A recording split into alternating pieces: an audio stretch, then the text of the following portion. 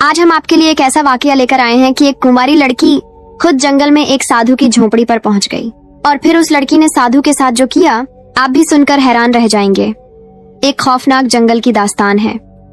इस घने जंगल में एक बूढ़ा साधु जो तकरीबन 70 साल का था, वो इस घने जंगल में झोपड़ी में रहता था।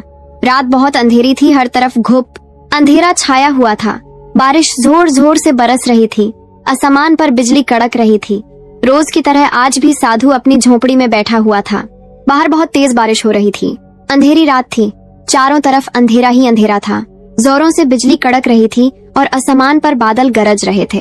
साधु अपनी झोपड़ी का दरवाजा मजबूती से बंद करके बैठा हुआ था ताकि तेज तूफानी बारिश से बच सके। तभी अचानक दरवाजे पर जोर से दस्तक हुई। साधु ये सुनकर हैरान हो गया कि इस वक्त यहाँ कौन आ सकता है।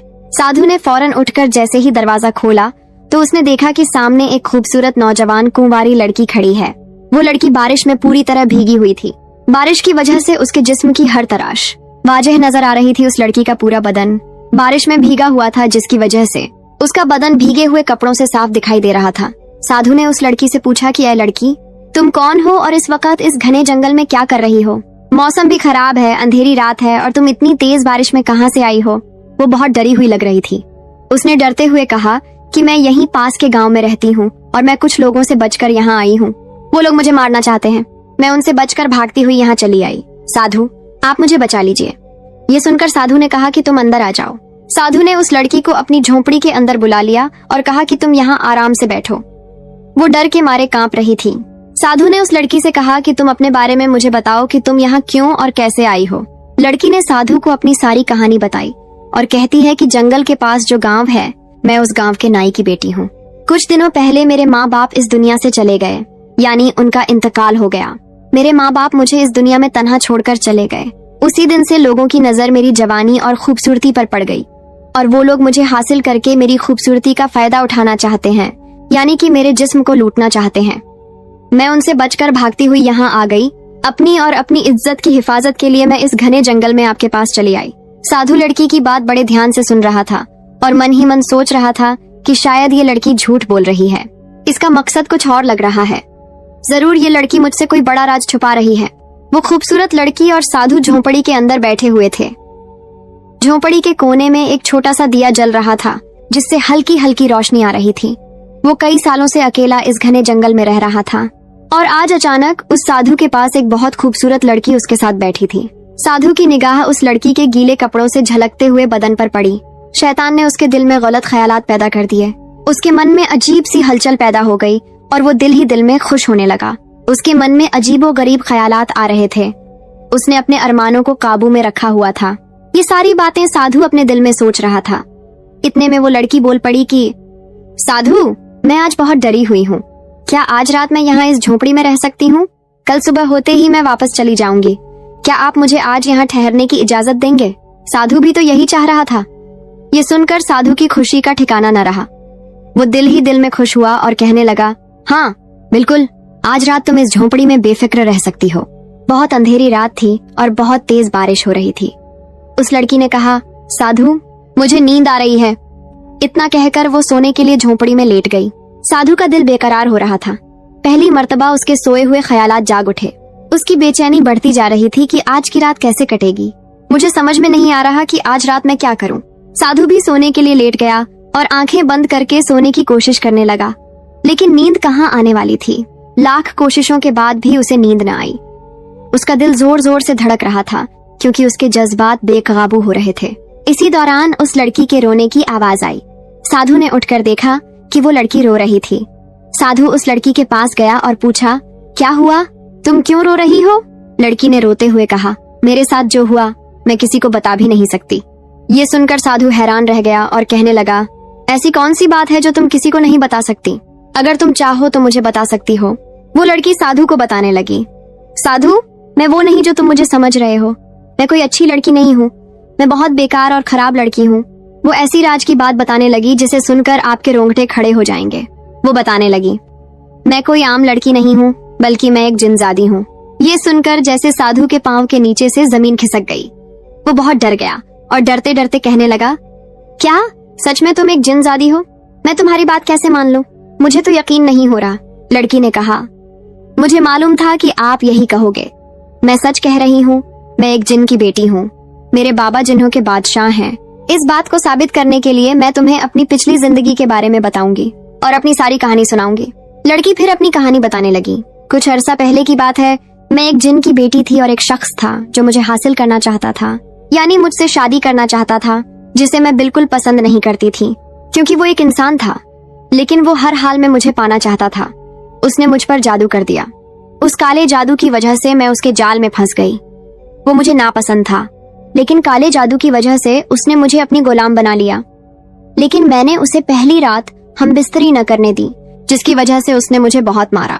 जब मैं बिल्कुल अधमरी हो गई तो उसने आखिरी वक्त में मुझसे कहा, या तो तुम मर जाओगी, लेकिन तुम्हारी मौत तब तक नहीं आएगी जब तक मैं तुमसे बूढ़े और जवान हर किस्म के आदमी से हम बिस्तरी न करा दूं। साधु ये बात सुनकर हैरान रह गया और घबरा गया। सोचने लगा कि अब ये लड़की मेरे साथ जबरदस्ती न करने लग जाए, और ऐसा ही हुआ। उस लड़की ने साधु का हाथ पकड़कर कहा, मैं सच कह रही हूँ साधु, तुम मुझे आजाद करवा दो। तुम जो कहोगे, जैसा कहोगे, मैं वैसा ही करूंगी। मैं आज की रात अपनी जवानी तुम्हारे नाम करती हूँ। साधु, अगर तुम मेरे इस काम को पूरा नहीं करोगे, यानी मेरे साथ आज की रात नहीं सोओगे, तो मैं जिंदगी भर इसी घने जंगल में उस जालिम की गुलाम बनकर रहूंगी।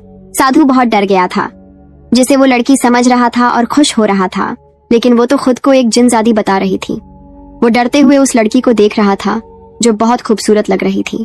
लड़की कहने लगी, साधु, एक रात की ही तो बात है। अगर तुम आज रात मेरे साथ सो जाओगे और मुझे आजाद करा दोगे तो मेरा ये भटकना बंद हो जाएगा। तुम मुझे जितने दिन तक कहोगे मैं आपकी गुलाम बनकर आपकी झोपड़ी में रहूंगी। आखिरकार तुम मेरे साथ क्यों नहीं सोना चाहते? साधु डर की वजह से कांप रहा था और वो लड़की उसके बदन पर हाथ फेरने लगी थी। तभी अचानक बाहर से एक अजीब सी आवाज आई। साधु फौरन हड़बड़ाकर उठा और बाहर निकलकर देखा कि दरख्त के नीचे एक खबीस तांत्रिक खड़ा हुआ है।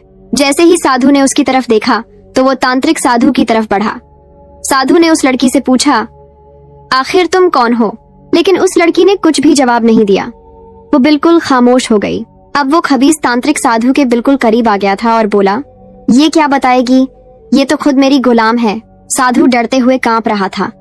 वो सोच रहा था, ये कोई इंसान नहीं लग रहा। जब वो खबीस तांत्रिक साधु के बिल्कुल पास आ गया तो साधु ने कांपती हुई आवाज में पूछा, तुम कौन हो? खबीस तांत्रिक ने कहा, मैं वही हूँ जिसने इस लड़की को तुम्हारे पास भेजा है। ये वही था जिसने उस लड़की को काबू में किया हुआ था।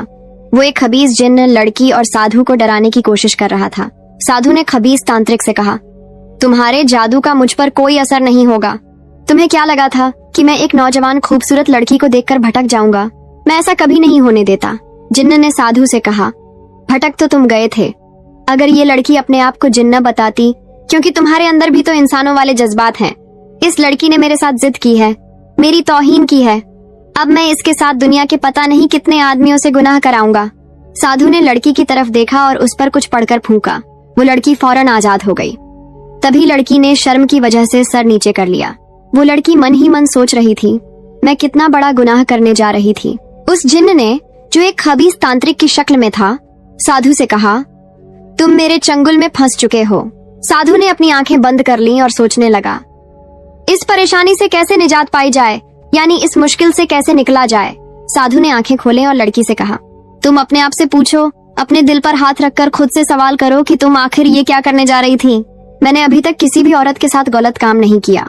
तुम मेरी मेहनत क्यों खराब करना चाहती थी? तुम खुद को संभालो और अपने अंदर झांक कर देखो। फिर सोचो कि तुम कौन हो। अपनी ताकत को पहचानो।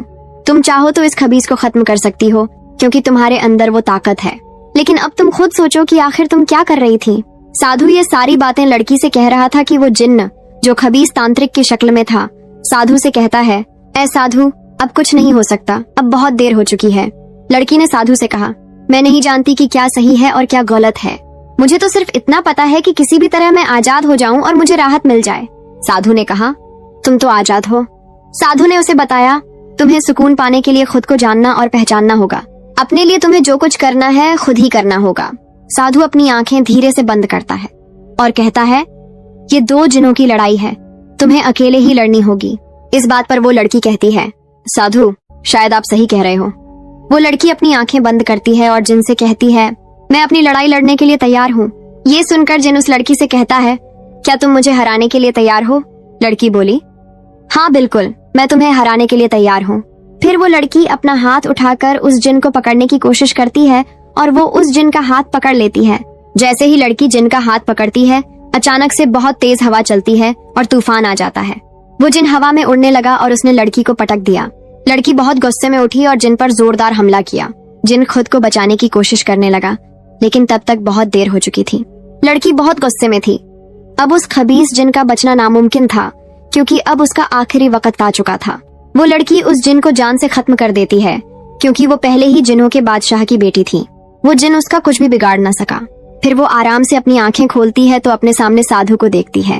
वो अपनी गलती के लिए बहुत शर्मिंदा थी, इसलिए वो साधु से अपनी गलती की माफी मांगती है और कहती है, मुझसे इतना बड़ा गुनाह होने वाला था, आपने मुझे बचा लिया, मैं आपका दिल से शुक्रिया अदा करती हूँ।